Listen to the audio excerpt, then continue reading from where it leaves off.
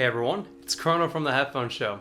Today we're going to be taking a brief first look at Sennheiser's newest IEM, the IE900. Now, this is a very interesting and exciting little IEM because it's also the company's new in-ear flagship model. So how about we start with a quick unboxing?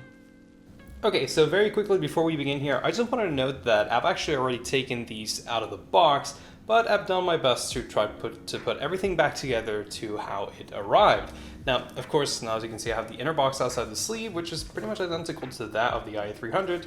But once you get this out of the way, you can see that you're greeted with this nice Sennheiser box, which is matte black with a glossy Sennheiser logo. And at the bottom, you have this pull-out tab.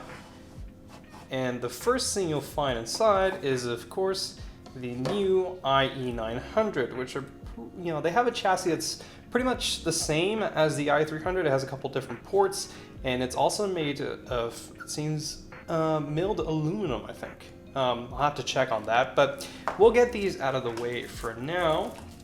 And now you have some Sennheiser paper, and underneath said Sennheiser paper, you have your certificate of authenticity, which, as you can see, has a little blurb, actually let me see if it focuses, has a little blurb about the manufacturing and QC process for the IE900.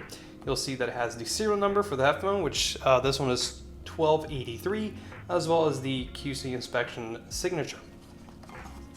So once we get that out of the way, we have all the accessories, and we'll start from left to right here, starting off with the case. Now, it looks pretty similar to the case from the IE900 or the IE300, but it's not. So I compared them. I don't have it with me right now, but it's a little bit wider, and it also has a bit more depth. Nonetheless, still pretty small, pretty compact, pretty portable.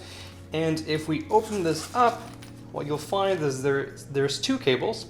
So two of the three included cables. So the one on the right here is a 2.5 millimeter balanced cable with semi-recessed MMCX connectors on the headphone side, so the same kind of connectors that were used on the i300. And then this one is 4.4 millimeter balanced, so you get two different balance cables.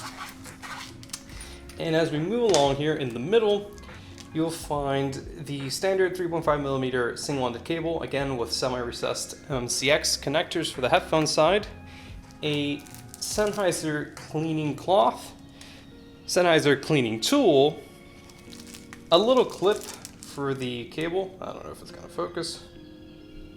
Yep, but yeah, so you can see a clip for the cable. And then lastly, you have this tray here with all the different tips. Let me try to see if I can get it out. And it does come out. So you have 6 different sets of tips. So you have 3 rubber or silicone tips and 3 foam tips, and they're marked small, medium, large from the inside and out. So that's pretty much all there is to the box. Of course, if we remove the foam, there's a bit more paperwork, but that's not as exciting. So let's go back to talking about the IE900.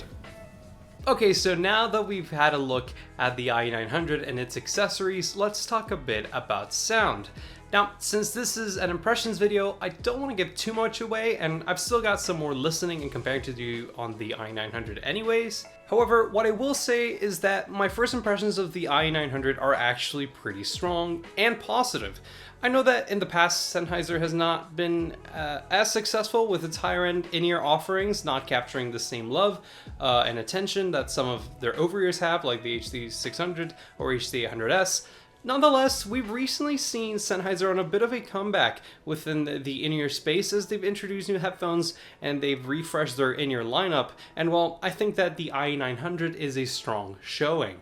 It's got a tonality that I'd describe as being well-balanced and fairly neutral. The mid-treble does have a slight emphasis to it, but it's subtle and not particularly fatiguing, maybe just the slightest bit of sibilance. Still, it keeps things very fun with one of the best bass responses I've heard on an IEM thus far, and a linear mid-range that's clean and natural in its presentation.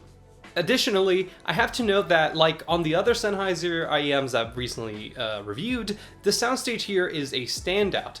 Of all the IEMs I've tried, really, the i900 delivers the most spacious presentation. It's still an IEM, so keep your expectations in check, but it never felt anywhere near as busy or tiny as some of the others I've heard. It's simply a musical presentation with very good and noteworthy image distinction. Anyways, that is all from me today. I hope you enjoyed this first look at the i900. Stay tuned for the full review, which will be coming out this week, by subscribing to the Headphone Show here on YouTube. Until next time, this is Chrono signing off.